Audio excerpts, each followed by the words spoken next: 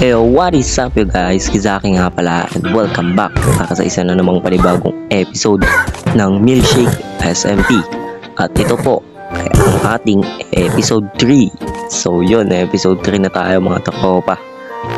So yes sir, nakabot na tayo ng episode 6 at kung makikita nyo sa aking likuran, kitang-kita na kung anong magiging tema natin sa build natin.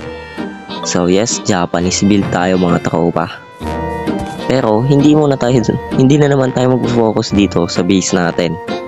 Dahil ngayon ay kailangan kong magmina ng ancient debris. Yes sir, magka-upgrade na tayo into netherite armor. So yes, yun lang ang agenda natin para sa video ito. Kaya naman bago natin simulan yun ay mag-subscribe ka na at pindutin mo na din yung notification bell para updated ka sa next episode. So bago nga pala yun ay may problema pa lang tayo dahil wala tayong pagkukuhanan ng ganito. Yan, yung ganyan, wool. Wala tayong pagkukuhanan ng wool. And balita ko wala pa yatang nagtitinda ng wool sa shopping district. Yung ganyan. So magtatanong-tanong tayo kung sino may mga sheep farm at bibilin natin syempre. So let's go. So ngayon na nga lang pala ulit ako makakapag-upload dahil medyo na busy ako sa nether. O tinatamad ako mag-record dun sa nether kasi lagi lang naman ako namamatay dun. And papakita ko na lang sa inyo. Kung ano yung mga nagawa ko sa nether. Okay. Punta tayo sa nether.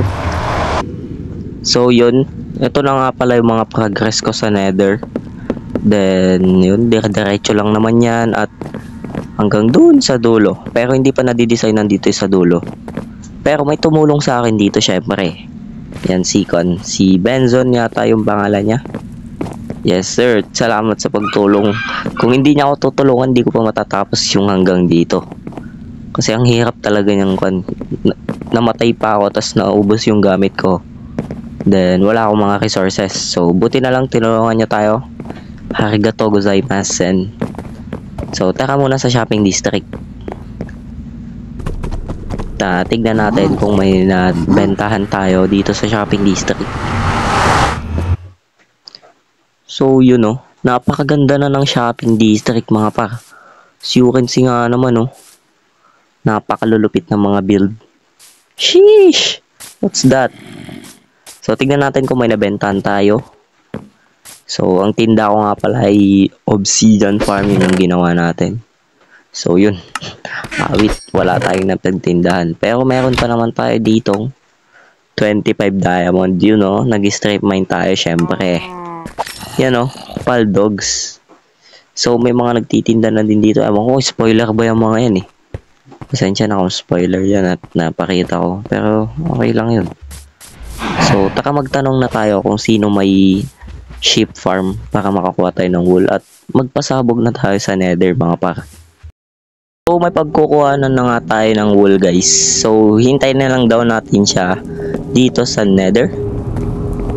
Hintayin natin siya dito sa nether par. So dito na lang siguro ako maghihintay. So si Kwan pala yung magkukuhan sa akin. Magbebenta si Benson which is yung kasama kong gumawa ng nether hub. So yes, hintayin na lang natin siya dahil siya din pala gagawa ng shop. Yun. So yun guys, nandito na siya. Yan yung tumulong sa akin dito sa nether. Parang lupit niya na. So sa kanya tayo bibili. So tanungin natin kung magkano. Wait sa'yo, may katransaction ako. Ano ba yan? Kung kailan may katransaction ako, dun pa ako na doon na enderman yan, no? So yun, balikan natin yung gamit natin. Wait, namatay ako. Ay, nako po. GG's. Uy, grabe. Wait lang. Kunin ko muna yung gamit ko.